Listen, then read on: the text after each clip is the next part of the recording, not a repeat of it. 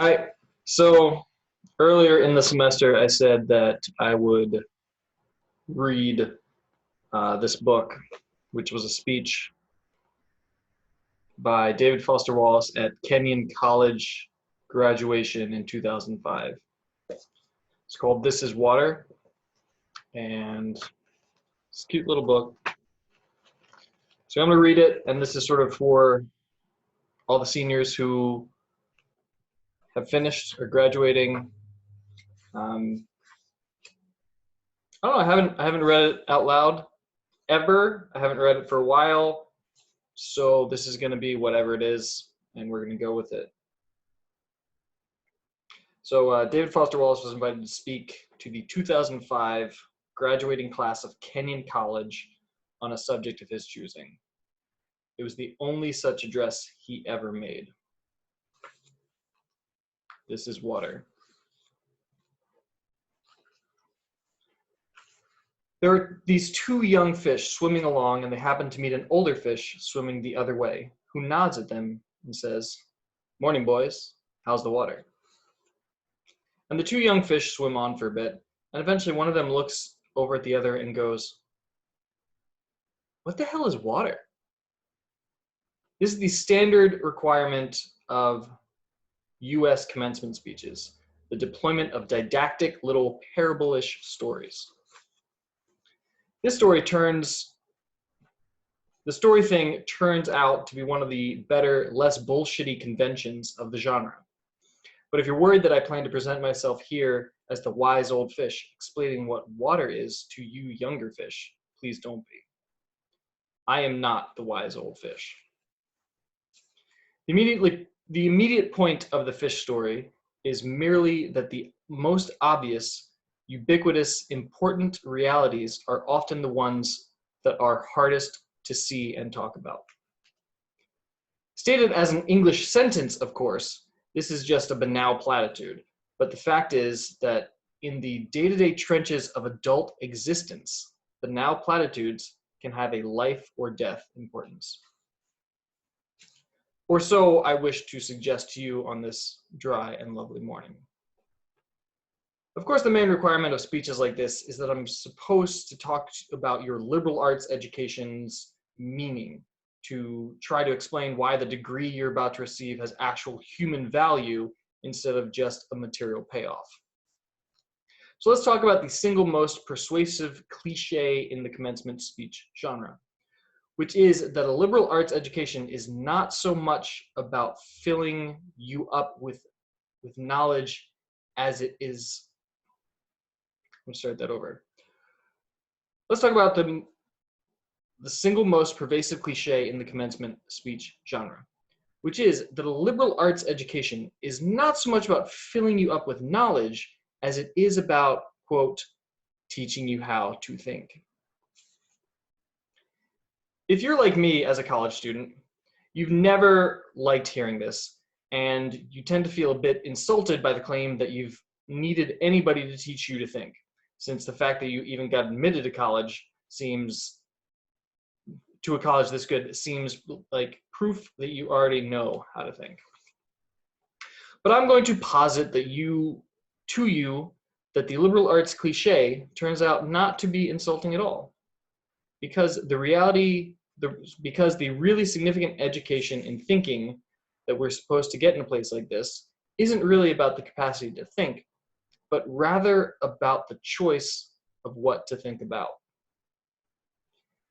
If your complete freedom of choice regarding what to think about seems too obvious to waste time talking about, I'd ask you to think about fish and water, and to bracket, just for a few minutes, your skepticism about the value of the totally obvious.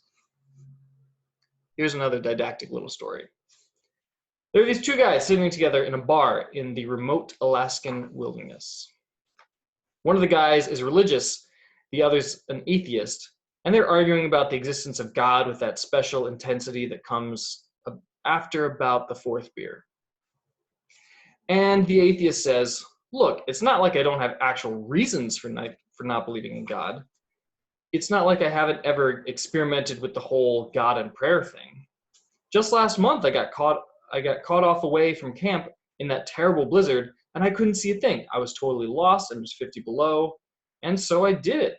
I tried it. I tried it. I fell to my knees in the snow and cried out, God, if there is a God, I'm lost in this blizzard, and I'm gonna die if you don't help me.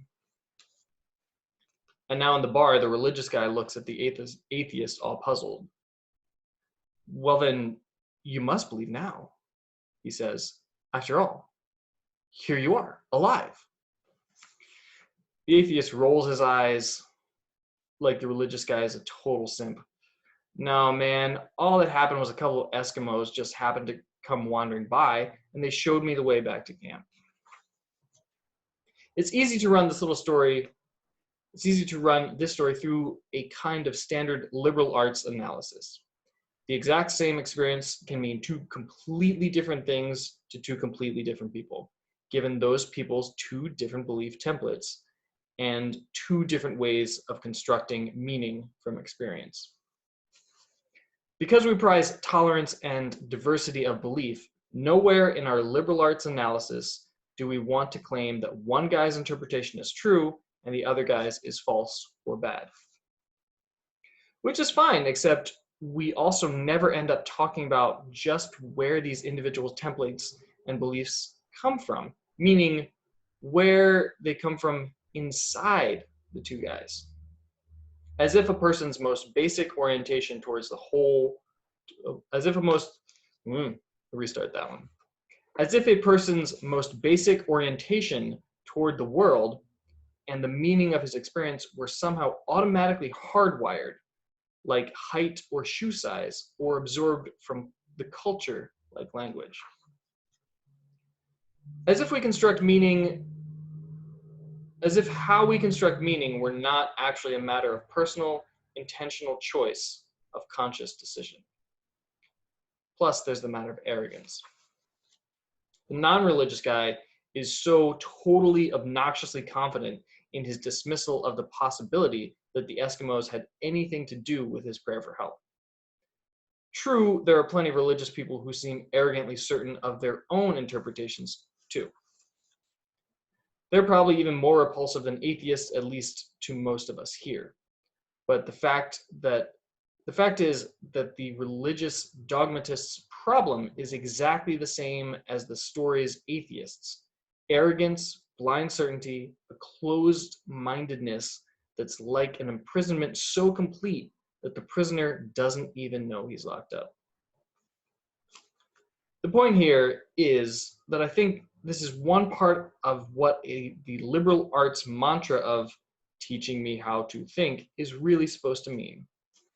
To be just a little less arrogant, to have some critical awareness about myself and my certainties.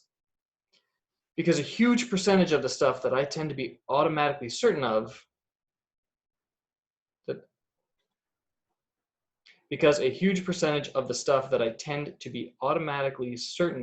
is, it turns out, totally wrong and diluted.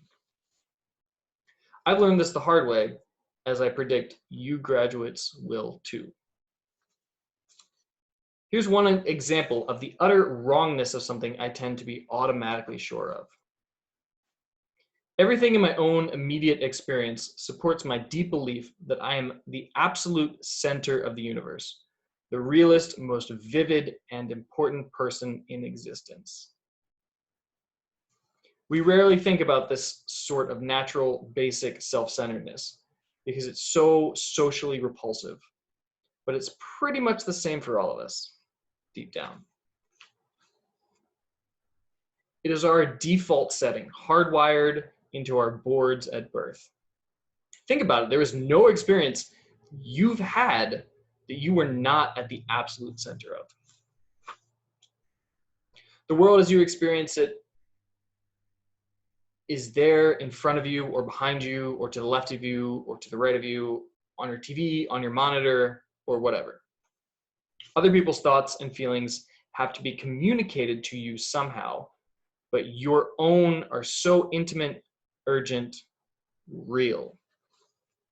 You get the idea. But please don't worry, I'm getting ready to preach to you about compassion or other directedness or the so-called virtues. This is not a matter of virtue. It's a matter of my choosing to do the work of somehow altering or getting free of my natural hardwired default setting, which is so deeply and literally self-centered, and to see and interpret everything through this lens of self.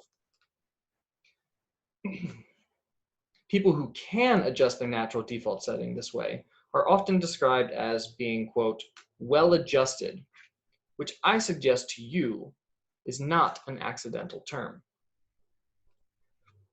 Given the academic setting here, an obvious question is how much of this work of adjusting our default setting involves actual knowledge or intellect? The answer, not surprisingly, is that it depends on what kind of language we're talking about. One moment.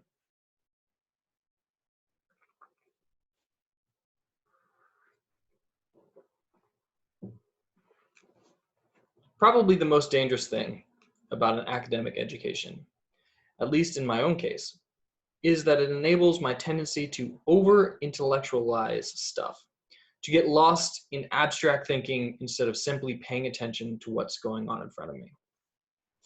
Instead of paying attention to what's going on inside me. As I'm sure you guys know about, it is extremely difficult to stay alert and attentive instead of getting hypnotized by the constant monologue inside your head. What you don't yet know are the stakes of this struggle. In the 20 years since my own graduation, I have come gradually to understand these stakes and to see that the liberal arts cliche about teaching you how to think was actually shorthand for a very deep and important truth. Learning how to think really means learning how to exercise some control over how and what you think. It means being conscious and aware enough to choose what you pay attention to and to choose how you construct meaning from your experience. Because if you cannot or will not exercise this kind of choice in adult life, you will be totally hosed. Think of the old cliche about the mind being an excellent servant but a terrible master.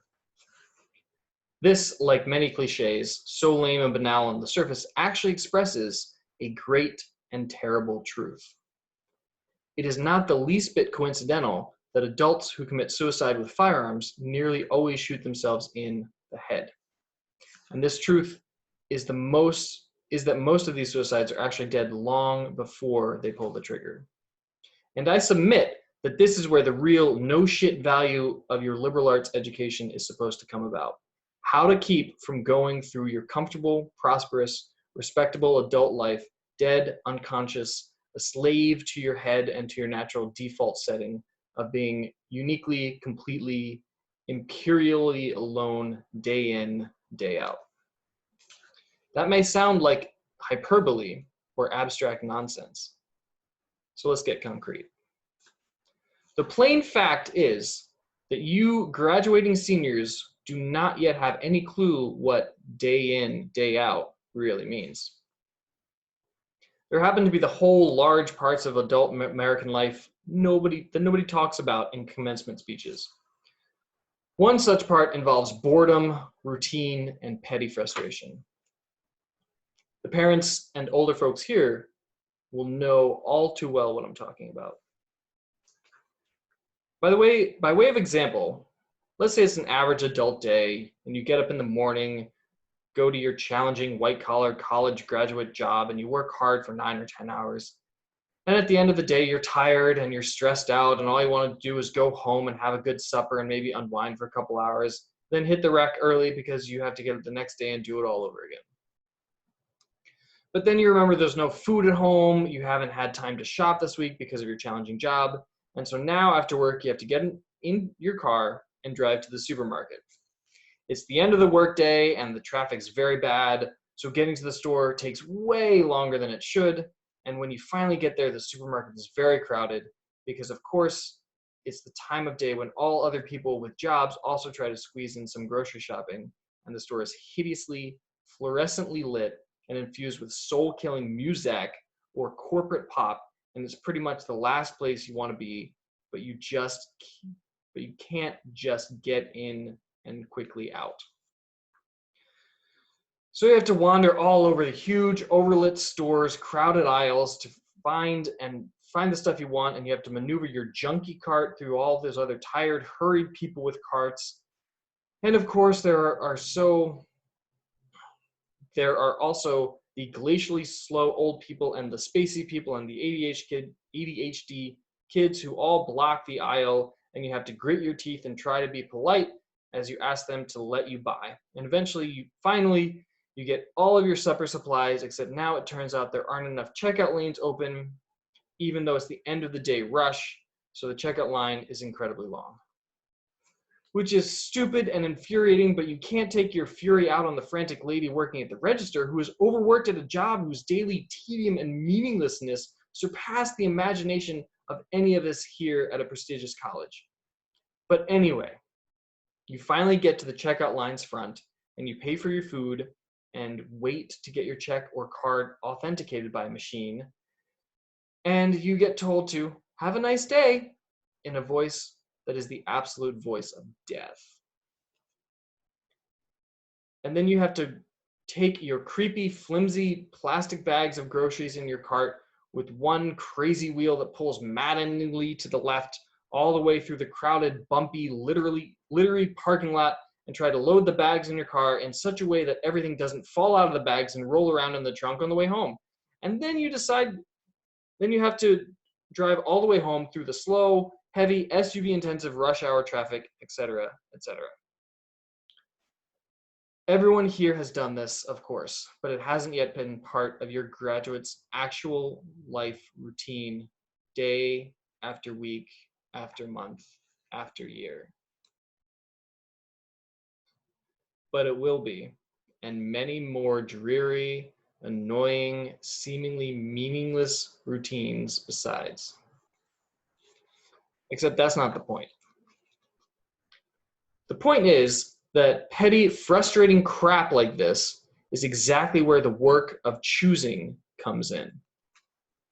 Because the traffic jams and crowded aisles and long checkout lines give me the time to think if I don't make a conscious decision about how to think and what to pay attention to, I'm going to be pissed and miserable every time I have to food shop, because of my natural default setting is that situations like this are really all about me, about my hungriness and my fatigue and my desire to just get home, and it's going to seem for all the world like everybody else is just in my way. And who the fuck are all these people in my way? And you look at how repulsive most of them are and how stupid the cow-like and dead-eyed and non-human they seem here in the checkout line, or at how annoying and rude it is that people are talking loudly on cell phones in the middle of the line. And you look at how deeply unfair it is. I've worked really hard all day and I'm starved and tired and I can't even go home to eat and unwind because of all these stupid goddamn people. Or, of course, if I'm in a more socially conscious liberal arts form of my default setting, I can spend some time in the end of the day traffic jam being angry and disgusted at the huge, stupid lane-blocking SUVs and Hummers and V12 pickup trucks burning their wasteful, selfish 40-gallon tanks of gas. And I can dwell on the fact that the patriotic or religious bumper stickers always seem to be on the biggest, most disgustingly selfish vehicles driven by the ugliest, most inconsiderate and aggressive drivers, who are usually talking on cell phones as they cut people off in order just to get 20 stupid feet ahead of the traffic jam. And I can think about how our children's children will despise us for wasting all the future's fuel and probably screwing up the climate, and how spoiled and stupid and selfish and disgusting we all are, and how it all just sucks, and so on and so forth. Look, if I choose to think this way, fine. Lots of us do, except that thinking this way tends to be so easy and automatic, it doesn't have to be a choice. Thinking this way is my natural default setting. It's the automatic, unconscious way that I experience the boring, frustrating, crowded parts of adult life while I'm operating on the automatic, unconscious belief that I am the center of the world and that my immediate needs and feelings are what should determine the world's priorities. This thing is that there are obviously different ways. The thing is that there are obviously different ways to think about these kind of situations. In the traffic, all these vehicles stuck and idling in my way. It's not impossible that some of these people in SUVs have been in some horrible auto accidents in the past and now find driving so traumatic that their therapist has all but ordered them to get a huge, heavy SUV so they can feel safe enough to drive. Or that the Hummer that just cut me off is maybe being so driven by a father whose little child is hurt or sick in the seat next to him, and he's trying to rush to the hospital. And he's in a way bigger, more legitimate hurry than I am. It is actually I who am in his way. Or I can choose to force myself to consider the likelihood that everyone else in the supermarket checkout line is probably just as bored and frustrated as I am, and that some of these people actually have much harder, more tedious, or painful lives than I do overall, and so on. Again, please don't think that I'm giving you moral advice or that I'm saying you are supposed to think this way or that anyone expects you to just automatically do it, because it's hard and it takes will and mental effort. And if you're like me, some days you won't be able to do it, or else you just flat out won't want to. But most days, if you're aware enough to give yourself a choice, you can choose to look differently at this fat, dead-eyed, over-made up lady who just screamed at her kid in the checkout line. Maybe she's not usually like this. Maybe she's been up 3 straight nights holding the hand of her husband who's dying of bone cancer. And maybe this very lady is the low-wage clerk at the motor vehicles department who just yesterday helped your spouse resolve a nightmarish red tape problem through some small act of bureaucratic kindness. Of course, none of this is likely, but it's also not impossible.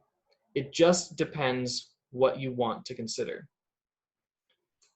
If you're automatically sure that you know what reality is and who and what is really important, if you want to operate on your default setting, then you, like me, will probably consider possibilities that aren't pointless and annoying. But if you really learned how to think, how to pay attention, then you will know you have other options.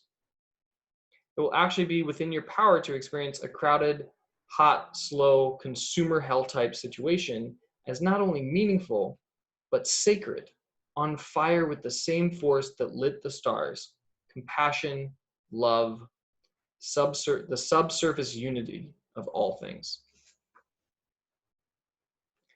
Not that that mystical stuff's necessarily true. The only thing that's capital T true is that you get to decide how you're going to try to see it. This, I submit, is the real freedom of education, of learning how to be well-adjusted. You get to consciously decide what has meaning and what doesn't. You get to decide what to worship. But here's something else that's true. In the day-to-day trenches of adult life, there's actually no such thing as atheism. There's no such thing as worshiping. Everybody worships. The only choice we get is what to worship. And an outstanding reason for choosing some sort of God or spiritual type thing to worship, be it JC or Allah, be it Yahweh or the Wiccan mother goddess, or the Four Noble Truths, or some infrangible set of ethical principles, is that pretty much anything else you worship will eat you alive. If you worship money and things, if they are where you tap real meaning in life, then you will never have enough. Never feel you have enough. It's the truth. Worship your own body and beauty and sexual allure, and you will always feel ugly. And when time and age start showing, you will die a million deaths before they finally plant you. On one level, we all know this stuff already. It's been codified as myths, proverbs, cliches, bromides, epigrams, parables, the skeleton of every great story. The trick is keeping the truth up front in daily consciousness. Worship power, you will feel weak and afraid, and you will need ever more power over others to keep the fear at bay. Worship your intellect, being seen as smart, you will end up feeling stupid, a fraud, always on the verge of being found out, and so on. Look, the insidious thing about these forms of worship is not that they're evil or sinful, it is that they are unconscious. They are default settings. They're the kind of worship they're the kind of worship you just gradually slip into day after day, getting more and more selective about what you see and how you measure value without ever being fully aware that that's what you're doing. And the so-called real world will not discourage you from operating on your default settings, because the so-called real world of men and money and power hums along quite nicely on the fuel of fear and contempt and frustration and craving and the worship of self. Our own present culture has harassed these forces in ways that have yielded extraordinary wealth and comfort and personal freedom. The freedom to be the lords of our tiny skull-sized kingdoms, alone at the center of all creation. This kind of freedom has much to recommend it. But of course, there are all different kinds of freedom, and the kind that is most precious, you will not hear much talked about in the great outside world of winning and achieving and displaying. The really important kind of freedom involves attention and awareness and discipline and effort and being able truly to care about other people and to sacrifice for them over and over in myriad petty, little unsexy ways every day. That is real freedom. That is being taught how to think. The alternative is unconsciousness, the default setting, the rat race, the constant gnawing sense of having had and lost some infinite thing. I know that this stuff probably doesn't sound fun or breezy or grandly inspirational the way a commencement speech's central stuff should sound. What it is, so far as I can see, is the truth, with a whole lot of rhetorical bullshit paired away. Obviously, you can think of whatever you wish, but please don't dismiss it as some finger-wagging Dr. Laura sermon. None of this is about morality or religion or dogma or big fancy questions of life after death. The capital T truth is about life before death. It's about making it to 30 or maybe even 50 without wanting to shoot yourself in the head. It is about the real value of a real education, which has nothing to do with the grades or degrees and everything to do with simple awareness of what is so real and essential, so hidden in plain sight all around us, that we have to keep reminding ourselves over and over. This is water. This is water. These Eskimos might be much more than they seem. It is unimaginably hard to do this, to live consciously, adultly, day in, day out. Which means yet another cliche is true. Your education really is the job of a lifetime, and it commences now. I wish you way more than luck.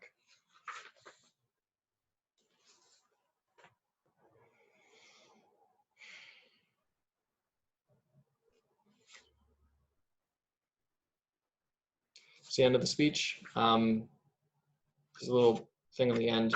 David Foster Wallace wrote the acclaimed novels Infinite Jest and The Broom of the System, and the story collections Oblivion, Brief Interviews with Hideous Men, and Girl with Curious Hair. His nonfiction includes essential essay collections considered The Lobster and a supposedly fun thing I'll never do again, and the full-length work Everything and More. He died in 2008. There's a lot in that. There's a lot of stuff for you to interpret in your own way. I thought it was good. There's stuff in there that I find helpful and truthful. And it's interesting to look at it from a perspective 15 years down the road, how much still holds true, how much of it is actually truth, how much of it could be like he could have written it yesterday. And in the age of a pandemic and